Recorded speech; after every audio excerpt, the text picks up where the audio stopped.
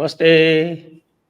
आप सभी से अनुरोध है कि कृपया हमारी चैनल को सब्सक्राइब करें और आज के कार्यक्रम में आप सभी का स्वागत है। हमारे साथ जुड़ रहे हैं भाऊ तोरसेकर जी, आपके जाने-पहचाने और आप सभी से अनुरोध है कृपया चैनल को सब्सक्राइब करें, वीडियो नमस्कार। को लाइक करें और याद रखें 7, 8, 9 नवंबर राष्ट्रवादियों का महाकुंभ जयपुर डायलॉग्स 2025 और उसके लिए क्राउड फंडिंग जारी है, तो कृपया क्यूआर को स्कैन करके इस महाकुंभ में अपना योगदान अवश्य दें।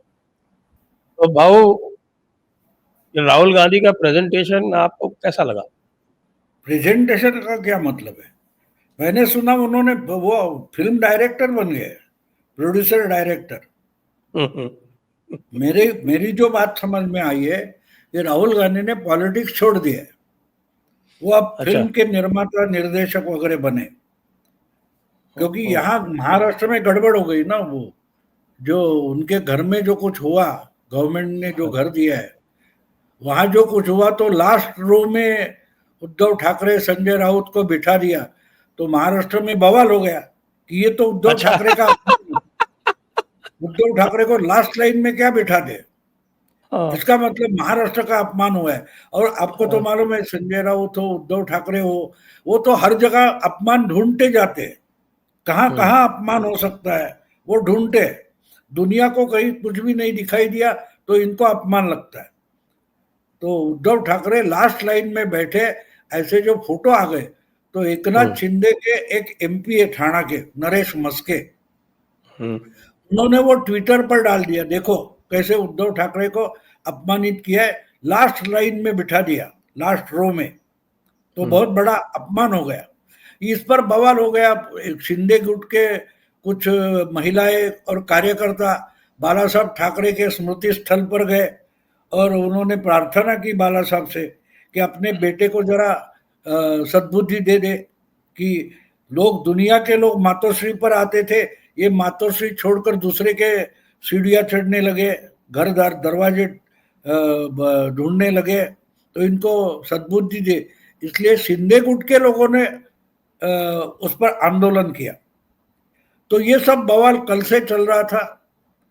तो आज मैंने देखा कि सुप्रिया सुले ने एक खुलासा किया है अच्छा। कि हुँ, जो ये बवाल कर रहे हैं वो मूर्ख है, ये शायद कभी इन्होंने फिल्म नहीं देखी।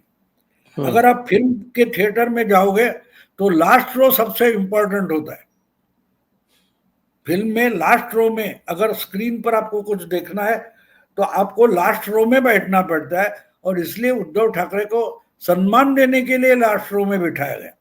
अच्छा। इसका मतलब साफ है, राहुल गांधी ने जो कुछ पावर पॉइंट प्रेजेंटेशन वगैरह किया, हाँ, वो प्रेजेंटेशन वगैरह नहीं है।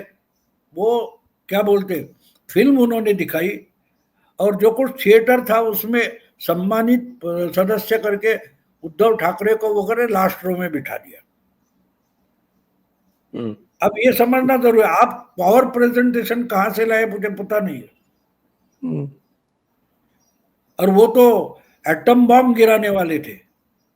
तो आप हाँ, लोग सुनते नहीं हो और राहुल गांधी को खामखा बदनाम करते हो। वो एटम बॉम्ब वगैरह गिराने वाले नहीं थे। अगर फिल्म में क्या एटम बॉम्ब होता है? एटम बॉम्ब तो पाकिस्तान वाले उड़ाते हैं, भारत में कौन एटम बॉम्ब उड़ाता है? अगर राहुल गांधी ने बोला होगा तो वो बोले होंगे कि मैं फिल्म बना रहा हूं, उसमें एक आइटम सॉन्ग है। हाँ, हाँ। लोगों ने तो उसको जो एटम बॉम्ब सुन लिया। हाँ, तो वो आइटम सॉन्ग चल रहा था।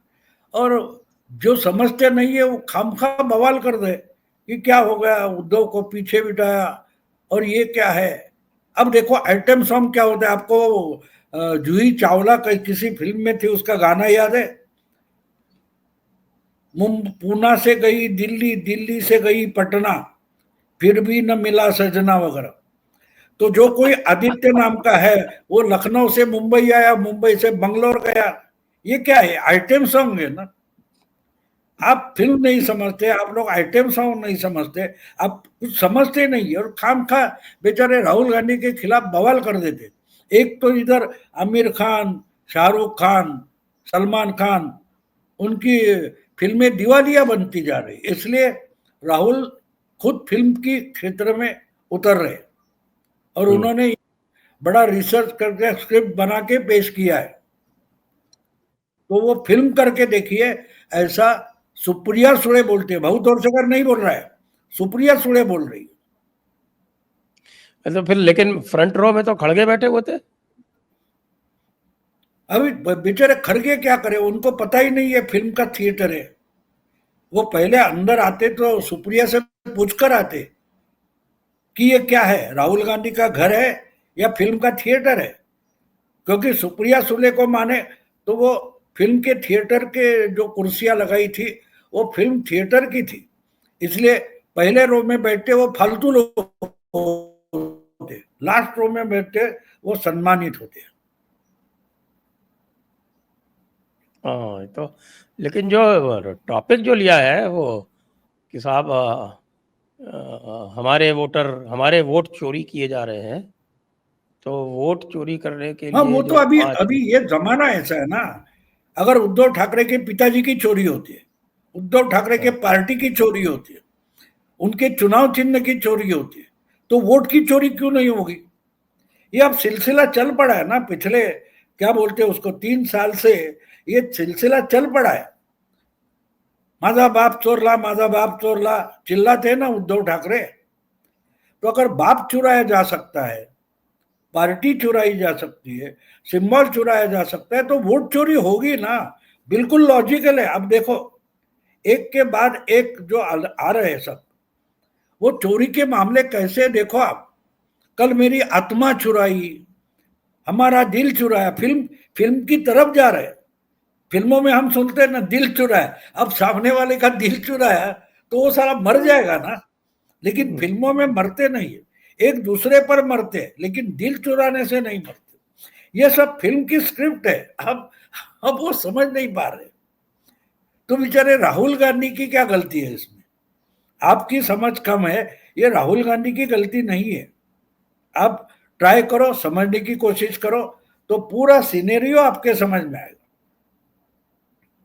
देखिए, हमारे तो कृष्ण भगवान ही चोर थे, चित चोर थे, माखन चोर थे, बिल्कुल। रण थे। तो हाँ, फिर ये वो चित चोर थे। और ये चित तो दिखाई नहीं देता ना, दिल तो दिखाई देता है, वोट तो दिखाई देता है। तो ये मामला है। देखो, आप अगर किसी बालिश लाइन पर चले जाते हो, फुलिश लाइन पर, तो इसी तरीका लॉजिक डेवलप होते जाता है। अब देखो, पहले ईवीएम में गड़बड़ थी, अगर वोटर लिस्ट में गड़बड़ है तो ईवीएम का मामला गया कहाँ? तो ये बोलते हैं ईवीएम ठीक है। इनके कहने का पूरा पावर पॉइंट का मतलब आप ढूंढो, वो कहीं भी ईवीएम का नाम नहीं लेते। इसका मतलब वो बोलते राहुल गांधी ने अभी ईवीएम को क्लीन चिट दिए। ये सब पावर पॉइंट को अब बारीकी से देखे और समझे। तो उन्होंने बोला नहीं है, लेकिन ईवीएम के बारे में उनकी जो तकरार थी खत्म हो गई। वो बोल रहे कि ईवीएम बिल्कुल सही चल रहा है, गड़बड़ सब वोटिंग क्या बोलते हैं, वोटिंग पैटर्न में गड़बड़ है, वोटर लिस्ट में चोरी हुई है, चोरी से नाम डाले गए। ये कौवे और कोयल की बात हो गई। हमने सुना है कि कोयल जो होती है वो बड़ी चालाकी से कौवे के घोंसले में अपने अंडे डाल देती है। तो चुनाव आयोग अब कौवा है या कोयल है, इस पर अब परसों के आपके पॉडकास्ट में ने तो बोला था ना कि यह सब प्रजातीय गणना चालू है। तो चुनाव आयोग कौवा है या कोयल है, इसकी जांच करनी पड़ेगी। जो अंडे किसके थे, किसके अंडे किसमें डाल दिए? हाँ भाई, ये हमने कहानी सुनी है। कोयल जो होती है दिखती कौवे जैसी, लेकिन उसका आवाज तो अच्छा होता है, लेकिन वो झंझट नहीं करती। वो अंडे जो होते हैं वो कौवे के घोंसले में डाल देती है, और कौवा बेचारा वो ये करता है, और बाद में बच्चे निकलते हैं तो कोयल उसको निकाल के लेके जाती है। तो राहुल गांधी की पूरी थियरी जो है प्रजातीय जनगणना तक जा रही है। जातीय से बहुत आगे। लेकिन इसमें एक बात तो माननी पड़ेगी कि राहुल गांधी ने इस पावर पॉइंट प्रोजेक्ट जो कुछ किया है, उससे उन्होंने ईवीएम का नाम तक नहीं लिया और ईवीएम में गड़बड़ी नहीं है इसका बिना बोले सबूत पेश किया है कि गड़बड़ ईवीएम में नहीं है, गड़बड़ वोटर लिस्ट में है। तो इसमें जो निकालने जैसी पॉजिटिव बात है, आप लोग बहुत निगेटिव हो। नहीं, आप नेगेटिव लोग तो हम, पॉजिटिव चीजें देखना नहीं चाहते। वो इलेक्शन कमीशन कह रहा है कि भाई आप इस पे साइन करके दे दो तो हम उसकी जांच कर लेते हैं। अब उसमें हाँ दिक्कत ये है कि साइन करके देंगे, अगर गलत निकला तो सजा भी है उसके अंदर। तो वो कह रहे हैं कि साहब कि मैं क्यों इस पे शपथ लूं और इस पे साइन करूं, मेरी पार्लियामेंट की शपथ जो है वो पर्याप्त है। बिल्कुल बिल्कुल। नहीं नहीं, वो तो, उनका तो कहना मैं मानता हूं कि सही है।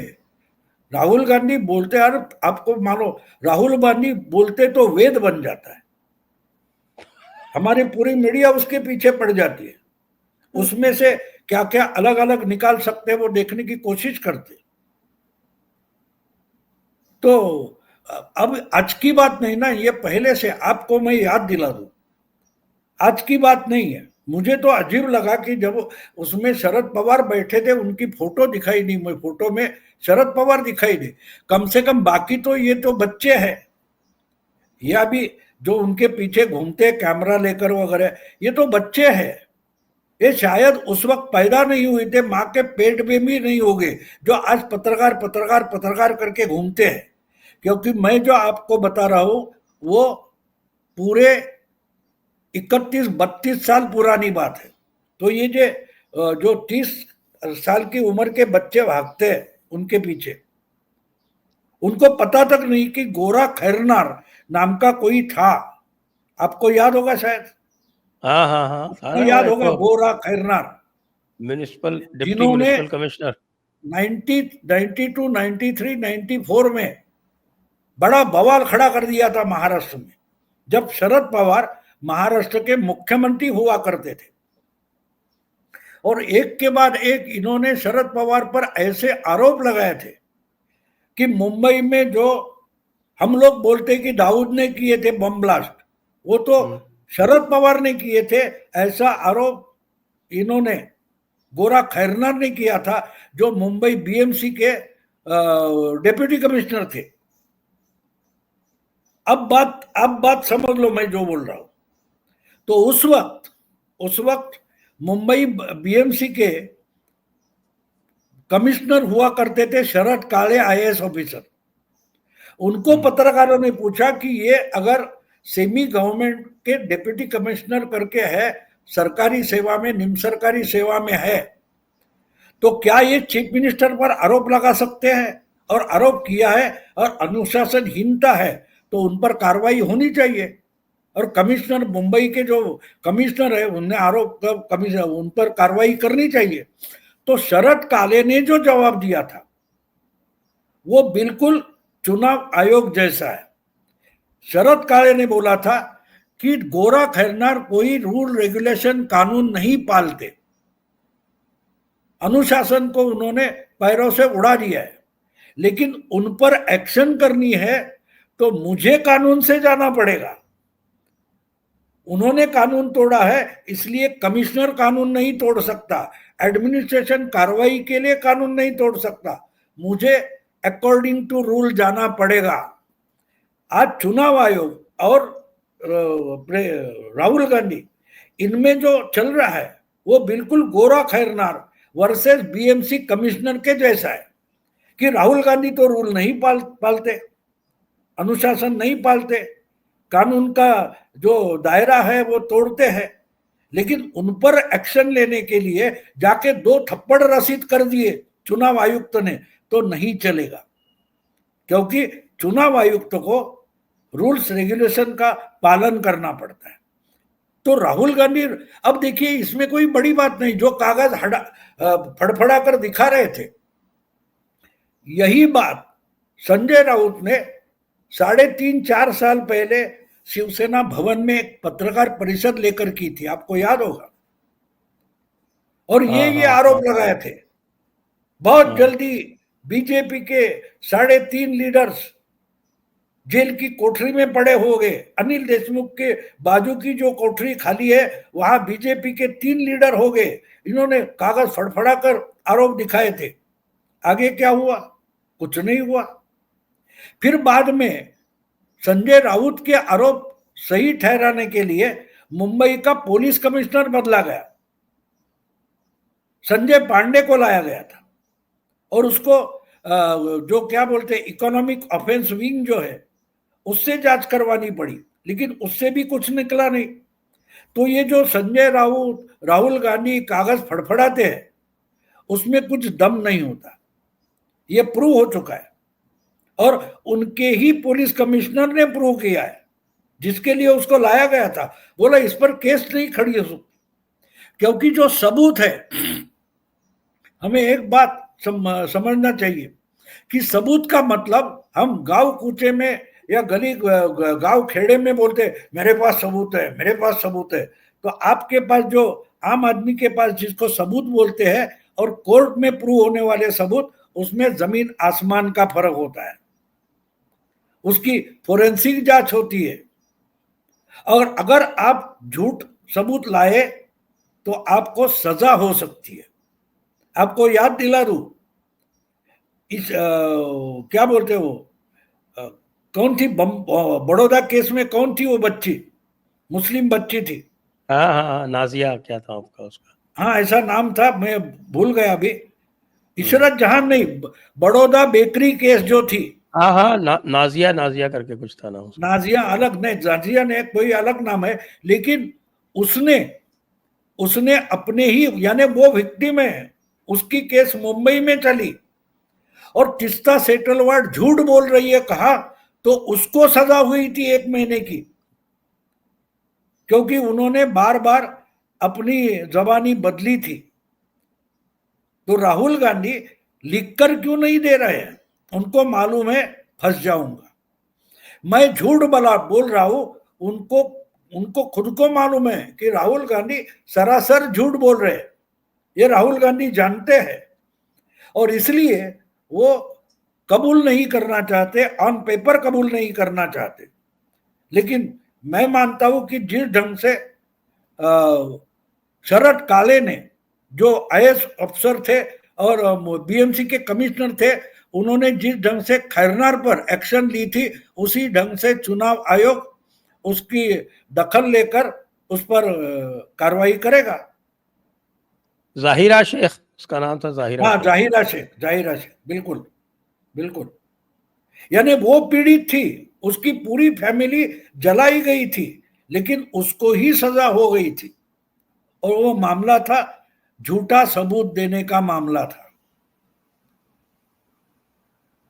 तो और एक बात है, अगर और एक आर्ग्यूमेंट के लिए आप देखिए, अगर मैंने पार्लियामेंट में संविधान की शपथ लिए तो मैं बार बार प्रतिज्ञा पत्र लेने की जरूरत नहीं। ये जो बोल रहे हैं राहुल गांधी, उनको कम से कम एक पत्रकार आगे आकर पूछे कि अगर आपको एफिडेविट पर लिखकर नहीं देना है तो आपने राफेल मामले में सुप्रीम कोर्ट के कंटेम्प्ट में लिखकर सिग्नेचर क्यों किया था? उस वक्त भी आप तो पार्लियामेंट के मेंबर थे, आपने शपथ ली थी संविधान की, क्योंकि वरना सुप्रीम कोर्ट डायरेक्ट जेल में डाल देता। तो ये जो नाटक है, ये सब सामने सब गधे बैठे ना, सामने अगर गधे बैठे, पत्रकार हो या पार्टी के मेंबर हो या इंडी के मेंबर हो, सब तो गधे बैठे, मुंडी हिलाना और क्या काम है उनको? तो लेकिन इसमें अगर एक अगर एक भी दिमाग वाला होता तो पूछता कि अगर आपके सिग्नेचर और एफिडेविट की, प्रतिज्ञा पत्र की जरूरत नहीं है, तो जब राफेल मामले में आपको सुप्रीम कोर्ट से माफी मांगनी पड़ी तो उस वक्त एफिडेविट क्यों किया था? लेकिन कौन पूछेगा? इसलिए मैं गधे बोलता हूं, तो मैं मजाक नहीं करता, आप हंसते हो। दिमाग वाला कोई भी सामने होता तो उल्टा पूछता कि भाई सुप्रीम कोर्ट के माफीनामे पर आपने सिग्नेचर क्यों किया था?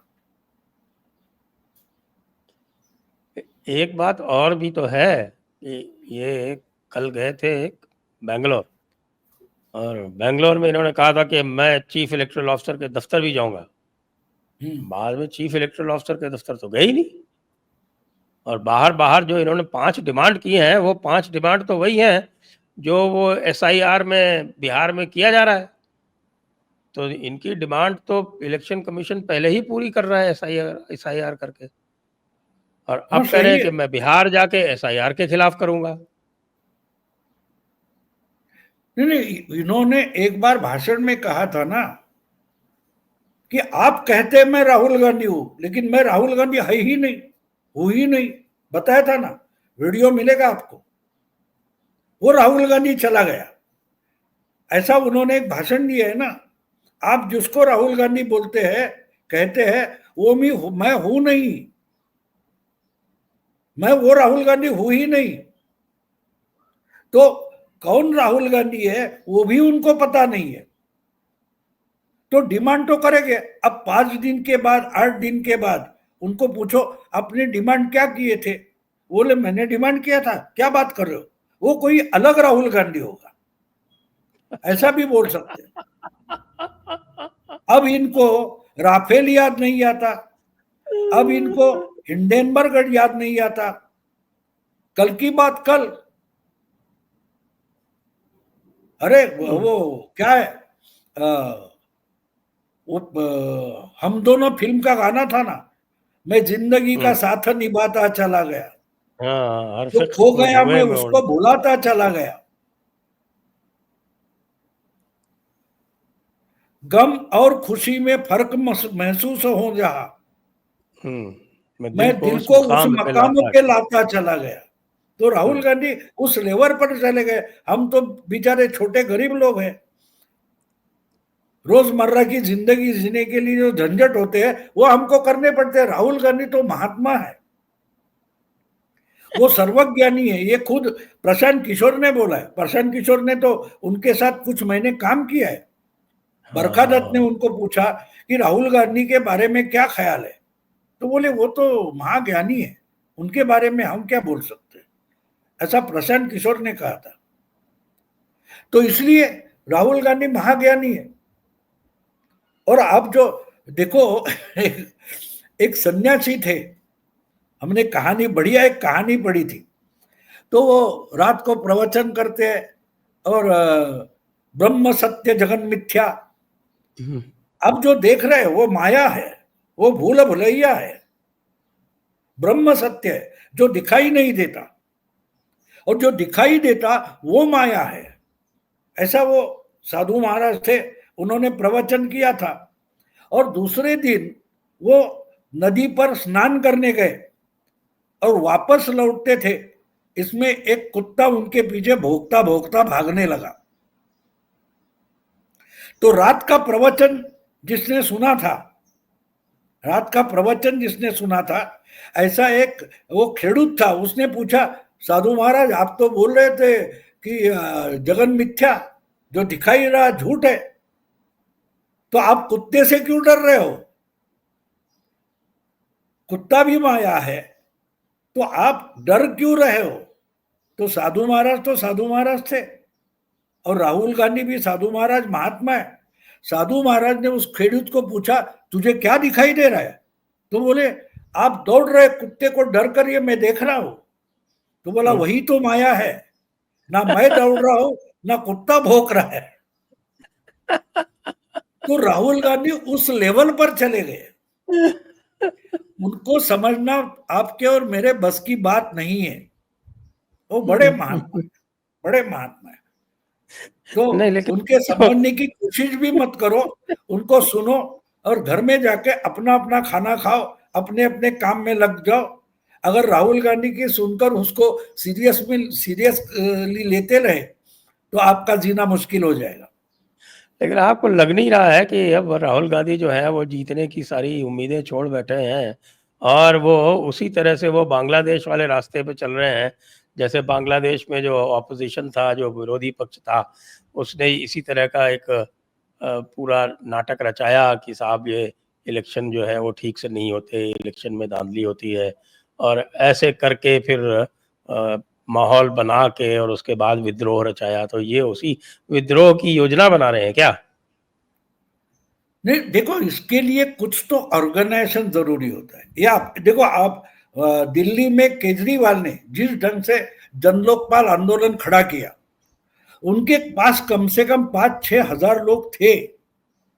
वो जंतर मंतर पर जाकर बैठे तो 2-3 हजार लोग वहां हमेशा होते थे। वो क्या बोलते रामलीला मैदान पर बैठ गए तो 5-6 हजार लोग थे। बाकी तो दिल्ली में कम से कम 10-15 हजार लोग ऐसे ही इधर उधर घूमते रहते। वो कहीं ऐसा क्या मदारी का खेल होता है तो जाके खड़े होते हैं, या राहुल गांधी की तकरीर है वहां खड़े होते, केजरीवाल की भाषण चल रही वहां खड़े होते, तो आंदोलन हो गया। लेकिन वो दिल्ली में सीमित था।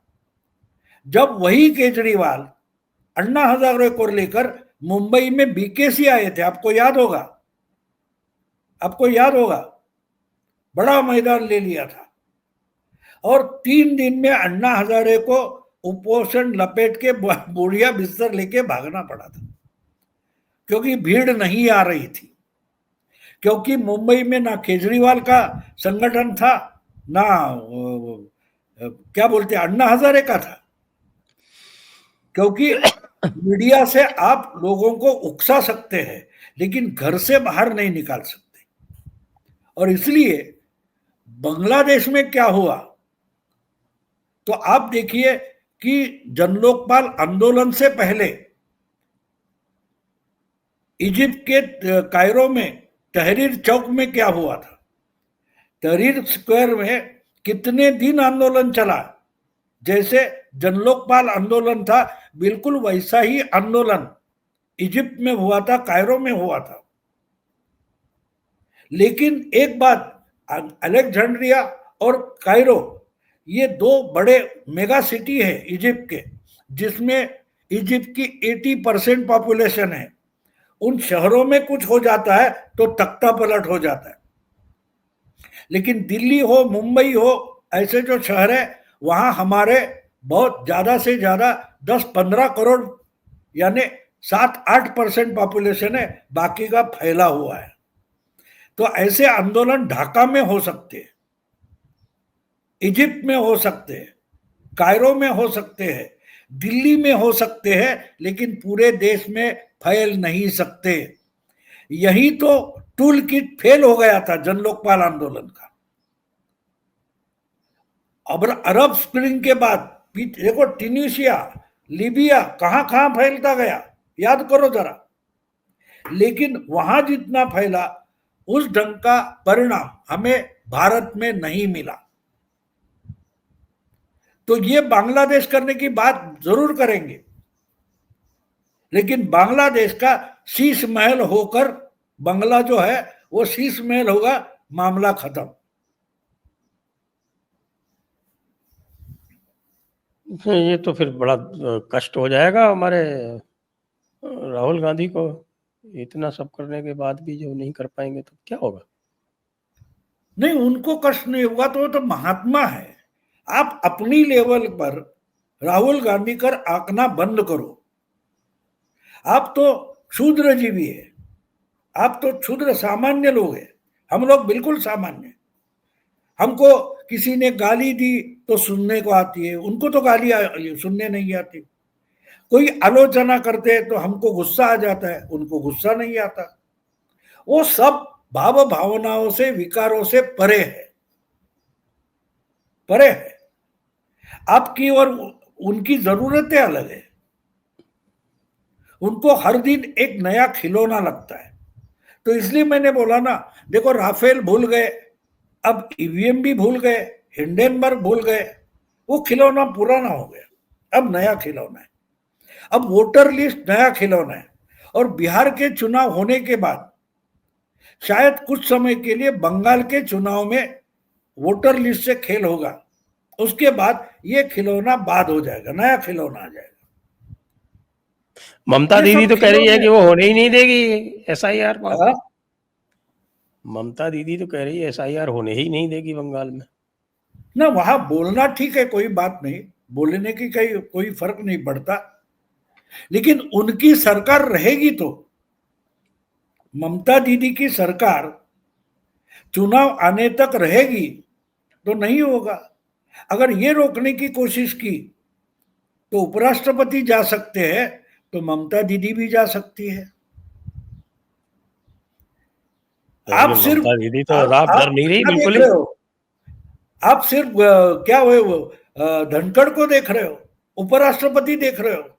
उनको क्यों जाना पड़ा, कितने फास्ट जाना पड़ा, उसमें क्या सिग्नल है, उसको किसने उकसाया था वो देख रहे हैं।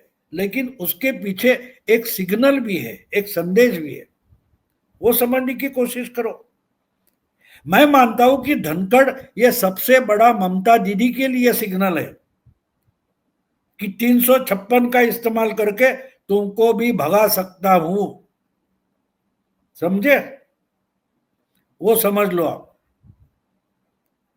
क्योंकि बिना उसके तो वो चुनाव ठीक से होने नहीं देगी। वो तो नहीं नहीं, सारा देखो, साम दाम ममता दंड भेद दीदी कर। की ताकत, पूरी की पूरी ताकत जो है वो उनके हाथ सत्ता और प्रशासन है। इसलिए वो सत्ता जब तक लेफ्टिस्ट के हाथों में थी, उसके बाद देखते देखते लेफ्ट फ्रंट का सोवियत यूनियन हो गया, हाथ से सत्ता निकल गई।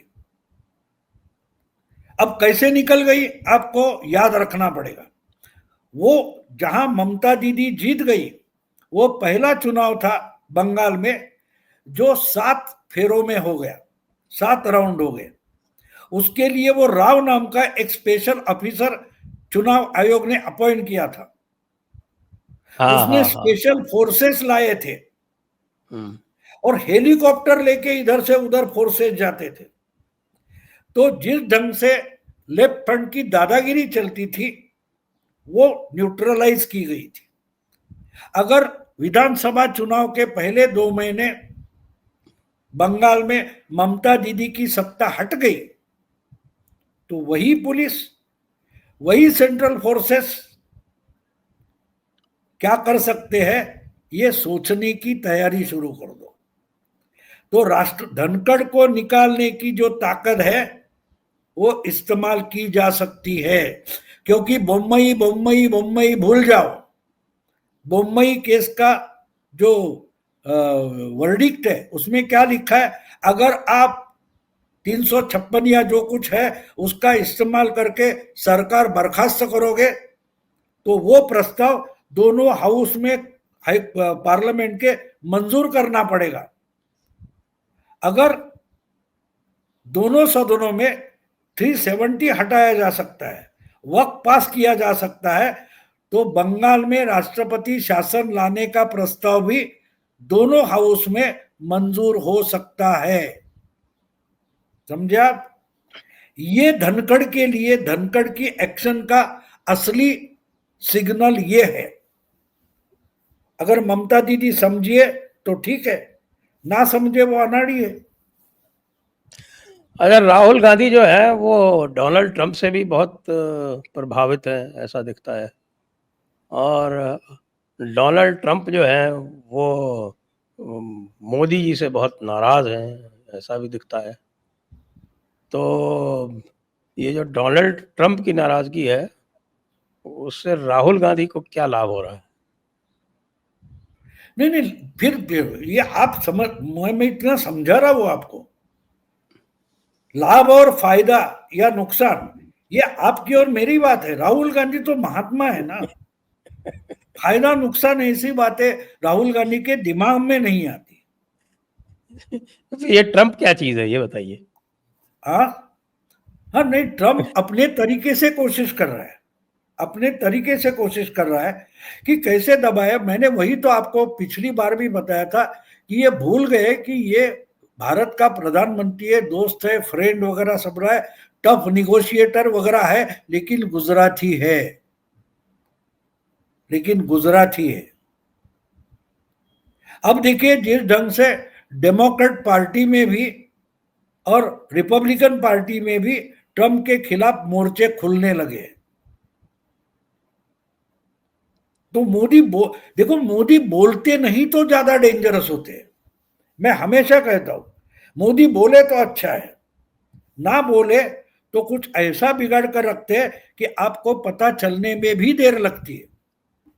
मैं मानता हूं कि डोनाल्ड ट्रंप, मुझे एक बोलिए कि G20 के लिए कनाडा के प्रधानमंत्री जस्टिन ट्रूडो यहां आए थे, उनका हवाई जहाज कुछ बिगड़ गया, 2 दिन के बाद शुरू हो गया और निकल गए। उसके बाद वो जो भारत के खिलाफ अनाप शनाप बकते थे, मोदी ने कभी उनको रिएक्ट किया था? बिल्कुल नहीं किया था। उन्होंने तो, आपको याद होगा कि भारत के एम्बेसी में जो कुछ डिप्लोमेट थे उनको निकाल बाहर कर दिया था, हमने भी किया था। और भारत से रिश्ते बिगाड़ते गए जस्टिन ट्रूडो। अब जस्टिन ट्रूडो कहाँ है, आप मालूम है? कई खबर आई है उनकी? आजकल जस्टिन ट्रूडो क्या करते हैं? मोदी अब ने तो गए उनके हाशिए पे, बारे में, हाँ, अब तो हाशिए पे गए वो। अरे हाशिए के पार गए। उनकी पार्टी गई, जो कोई खलिस्तानी वो था उसके सपोर्ट से चल, उसकी पार्टी भी सुपड़ा साफ हो गया। तो उसके बाद जो प्राइम मिनिस्टर आया है वो दौड़ता दौड़ता मोदी के पीछे पीछे दौड़ता है। मोदी जी जम्मू कश्मीर में दुनिया का सबसे ऊंचा रेलवे पुल है, उसका उद्घाटन करने गए थे। उस वक्त कनाडा के प्राइम मिनिस्टर को, उनको फोन आ गया, G7 के लिए आ जाओ। तो 6 महीने के बाद मोदी जी ने ये प्राइम मिनिस्टर को उसका चुनाव होने के लिए अभिवादन किया था, चुनाव होने के बाद इमीडिएट नहीं किया था। तो जस्टिन ट्रूडो से लेकर नया प्राइम मिनिस्टर आने के 6 महीने होने तक मोदी जी कनाडा के बारे में बिल्कुल चुप बैठे थे। और चुप मोदी बहुत डेंजरस होता है। अगर ये पड़ोसी मुल्क में हुआ है, ये अगर ट्रंप नहीं समझ पा रहे तो ट्रंप जस्टिन ट्रूडो के रास्ते पर चल पड़े, ये आप समझ लो। इससे वो ज्यादा मैं तो बोलूंगा नहीं।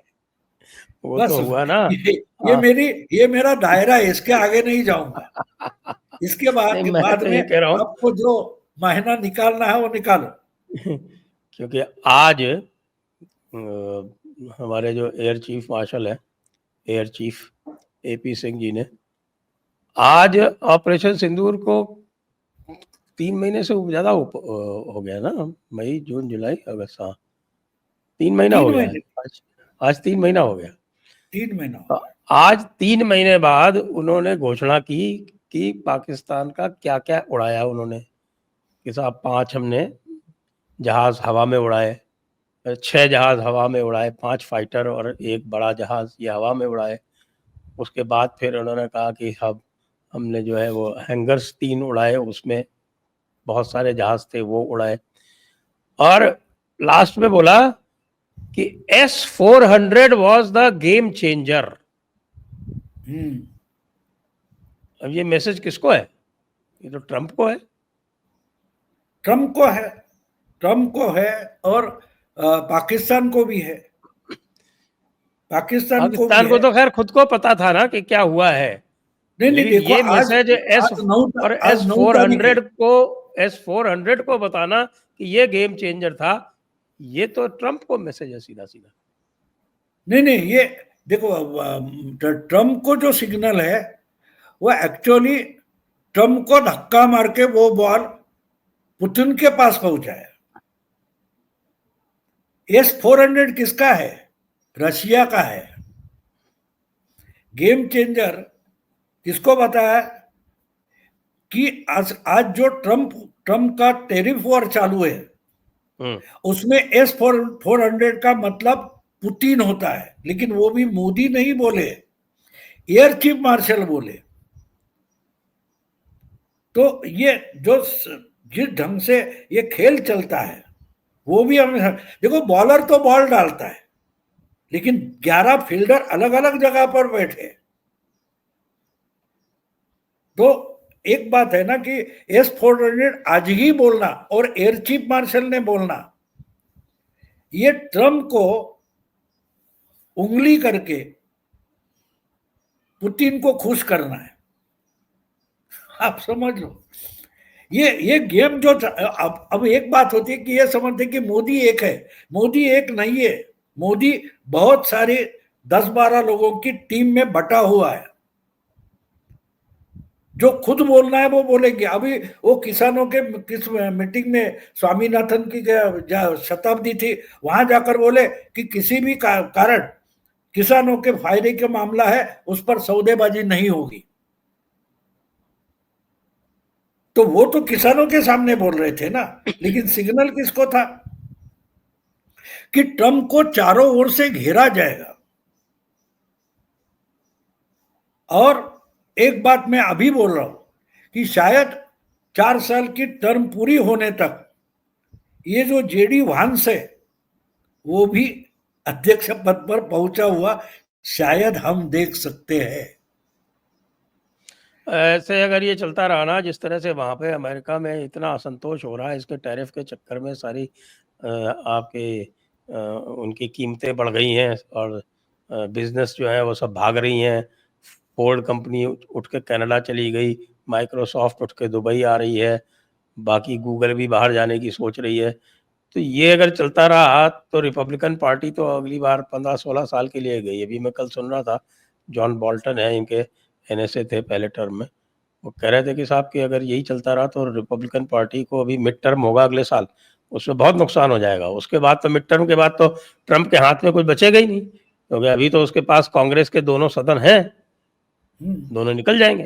नहीं, लेकिन उसमें भी लोग चिल्लाने लगे ना, रिपब्लिकन भी चिल्लाने लगे। रिपब्लिकन भी चिल्ला रहे हैं। अब जॉन रिपब्लिकन बोल्टन तो रिपब्लिकन ही है। हाँ, तो अभी अगर रिपब्लिकन और डेमोक्रेट साथ आ सकते हैं तो इम्पीचमेंट हो सकता है। आपको याद होगा, मैं एक आपको याद दिला दूं, मैं तो ऐसे मजेदार तो मैंने आदमी नहीं देखा, खुलेआम रिश्वत खा रहा है लोगों से, और ग्रेटेस्ट ये डेमोक्रेसी और है। क्या बोलते हैं उसको, निक्सन निक्सन पर इम्पीचमेंट का मामला वाटरगेट के बाद बना था। हाँ, तो उनके वाइस प्रेसिडेंट है स्पाइरो एग्नू, तो उसको पहला रिजाइन होना पड़ा। अब वहां बीच में उपचुनाव होता नहीं, तो उन्होंने जेराल्ड फोर्ड को वाइस प्रेसिडेंट अपॉइंट किया निक्सन ने, और कुछ महीने बाद खुद निक्सन को जाना पड़ा। तो अपॉइंटेड जो वाइस प्रेसिडेंट थे वो जेराल्ड फोर्ड प्रेसिडेंट बन गए। तो जो जेडी वांस है ना, उसके प्रेसिडेंट बिना चुनाव के होने के चांसेस मुझे ज्यादा लगते। और उसके बाद तो हमारी बेटी व्हाइट हाउस में रहेगी, उसकी बीवी तो हमारी बेटी है ना, भारत की बेटी।